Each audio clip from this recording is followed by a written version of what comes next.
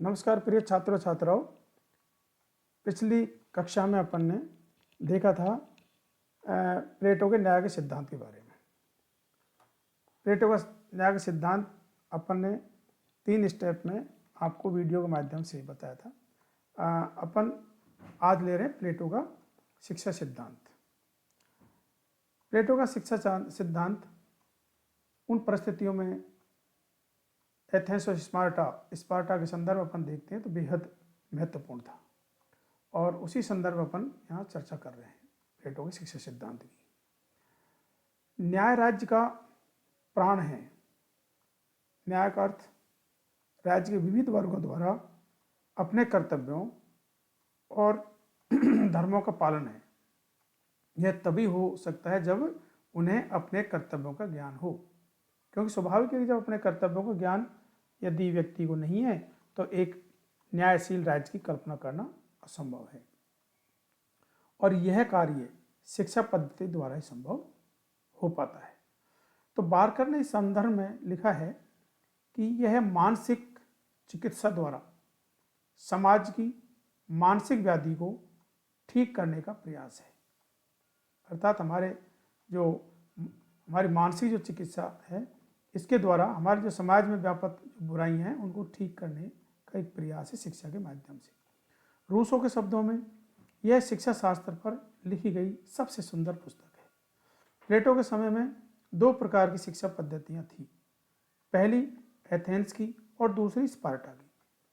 प्लेटो ने अपनी शिक्षा योजना इन दोनों पद्धतियों के गुण और दोषों को ध्यान में रखते हुए निर्धारित की है। प्लेटो ने देखा कि एथेंस और स्पार्टा की जो शिक्षा पद्धतियां हैं उनमें क्या अच्छाइयाँ और क्या बुराइयां हैं, तो ये सब तुलनात्मक अध्ययन करके और फिर स्वयं प्लेटो ने अपनी शिक्षा को तय किया था कि शिक्षा ऐसी राज्य में होनी चाहिए। अपन पहले लेते हैं एथेंस की शिक्षा पद्धति। एथेंस में शिक्षा प्रत्येक परिवार का निजी कार्य समझा जाता था। ये खास बात यह है कि समझने की अपन को कि एथेंस में शिक्षा प्रत्येक परिवार का निजी कार्य समझा जाता था, और इसमें राज्य सामान्य तौर से कोई हस्तक्षेप नहीं करता था। रोमन साम्राज्य के समय तक कोई स्कूल नहीं थे। राज्य की ओर से सोलन का यह नियम था कि माता पिता ही बच्चों की शिक्षा की व्यवस्था करें। एथेंस की शिक्षा का पाठ्यक्रम 3 अवस्थाओं में बटा हुआ था। पहली अवस्था थी प्राथमिक शिक्षा। प्राथमिक शिक्षा की कुछ मुख्य विशेषताएं थी, जिनमें ये विशेषताएं थी कि वहाँ बच्चों को पढ़ना लिखना, प्राचीन कवियों के साहित्य का अध्ययन, व्यायाम और संगीत, इनको सिखाया जाता था। वहाँ साहित्य में एक तरीके से वहाँ के कवियों के बारे में आ जाता था, जैसे उस समय के जो एक महानतम व्यक्ति हुए थे होमर, उन होमर की कविताएं भी इसमें सम्मिलित हुआ करती थी, उनका अध्ययन किया जाता था। यूनान में कवि को धर्मगुरु भी कहते थे या समझते थे, क्योंकि धर्मगुरु जो धर्मशास्त्र से संबंधित शिक्षाएं दिया करते थे वो भी इसमें महत्वपूर्ण आ जाती थी। अतः साहित्य के अध्ययन से विद्यार्थियों को नीति शास्त्र और धर्मशास्त्र की शिक्षा भी मिल जाती थी। प्राथमिक शिक्षा 6 से 14 वर्ष तक दी जाती थी। इसके बाद दूसरा स्तर आता है माध्यमिक शिक्षा का, सेकेंडरी एजुकेशन। ये धन देकर सोफिस्टों से प्राप्त की जाती थी। जिसके पास पैसा होता था वो सोफिस्टों को पैसे देता और शिक्षा प्राप्त करता था। सोफिस्ट उस समय अलंकार शास्त्र, भाषण कला, राजनीति आदि पर अपने विचार देते थे, व्याख्यान देते थे, और इस शिक्षा का लाभ प्राय स्वाभाविक ही है कि जिनके पास धन था वही उठा पाते थे। यह 14 से 18 वर्ष तक हुआ करती थी। तीसरी जो अवस्था थी वो 18 से 20 वर्ष तक के एथेंस के युवक नागरिकों अधिकार प्राप्त करने से पहले सैनिक शिक्षा ग्रहण करते थे। इसमें 2 वर्ष में राज्य नागरिकों को सामाजिक शिक्षा प्रदान करता था। इससे नागरिकों का मानसिक और शारीरिक विकास तो होता था, परंतु इसका एक बड़ा दोष भी था। यह एक तरीके से उपद्रवी क्रांतिकारियों को तथा राजनीतिज्ञों को उत्पन्न करती थी ये शिक्षा। इसकी वजह से एथेंस अज्ञानी और अयोग्य व्यक्तियों द्वारा शासित होने के परिणाम भोग रहा था।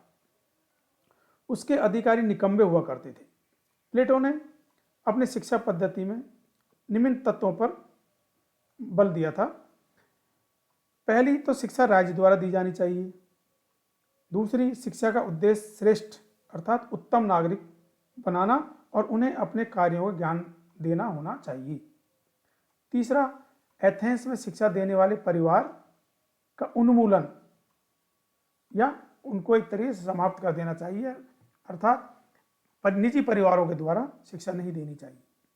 चौथा, शिक्षा द्वारा योग्य एवं ज्ञानी शासक तैयार किए जाने चाहिए, एक तरीके से दार्शनिक राजा तैयार किए जाने चाहिए, और इस प्रकार सर्वोत्तम राज्य का सृजन या निर्माण करना चाहिए।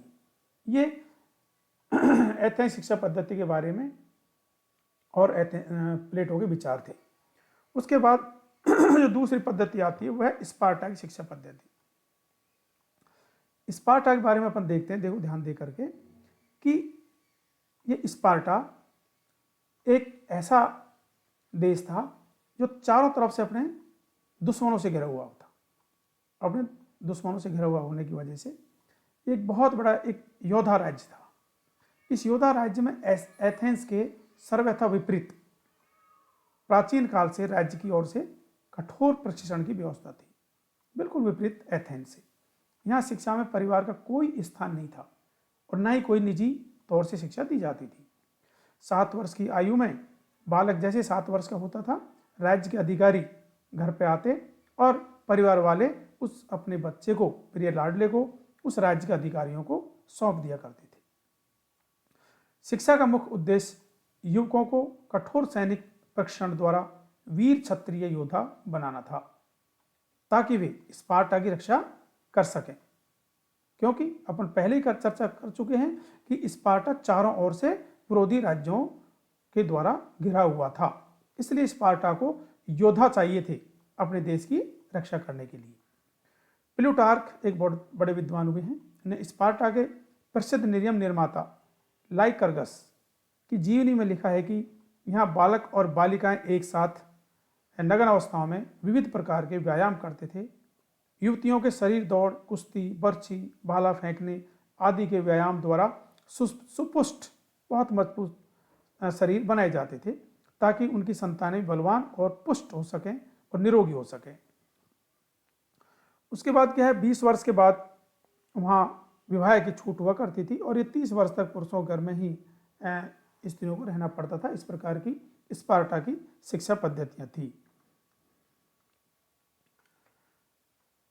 और सब नागरिक सामूहिक भोजनालय में भोजन किया करते थे। यहाँ यह नियम था कि कोई भी गरीब व अमीर नहीं होना चाहिए, सभी के बीच में समानता होती थी और समानता होनी चाहिए। इस नियम और सिद्धांत पर वहाँ की व्यवस्थाएं चला करती थी। स्पार्टा की मुद्रा लोहे की होती थी। इसका यह दोष था, यानी कि शिक्षा पद्धति का जो स्पार्टा में चला करती थी उसका यह दोष था कि पाठ्यक्रम बहुत ही संकुचित और एकांगी था। इसमें साहित्य की उपेक्षा की गई थी, धर्म, नीति इत्यादि की उपेक्षा की गई थी। वहाँ केवल शारीरिक शिक्षण का महत्व था और शारीरिक शिक्षण पर ही बल दिया जाता था। मानसिक एवं बौद्धिक प्रशिक्षण उपेक्षित था।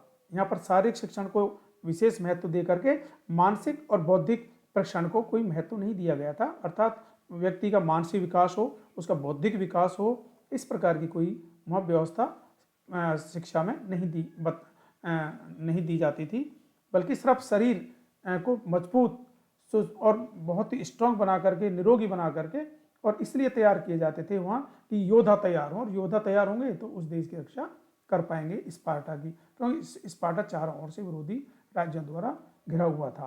तो प्लेटो से पहले, प्लेटो के एक तरीके से जब प्लेटो ने जो शिक्षा सिद्धांत दिया था अपना, उससे पहले ये एथेंस की शिक्षा और स्पार्टा की जो शिक्षा थी वो इस प्रकार की थी, जिसका प्लेटो ने अवलोकन किया, अच्छे से गहन अध्ययन किया और उसके बाद में इनकी कमी और दोषों को महसूस किया और इनके दोष और कमियों को दूर करके कुछ बातें उनसे ग्रहण की और खुद फिर स्वयं ने, प्लेटो ने अपना जो शिक्षा सिद्धांत दिया था वो प्लेटो के शिक्षा का मूल सिद्धांत कहलाता है। अपन अगली क्लास में प्लेटो के शिक्षा का मूल सिद्धांत का अध्ययन करेंगे। आज इतना ही, धन्यवाद।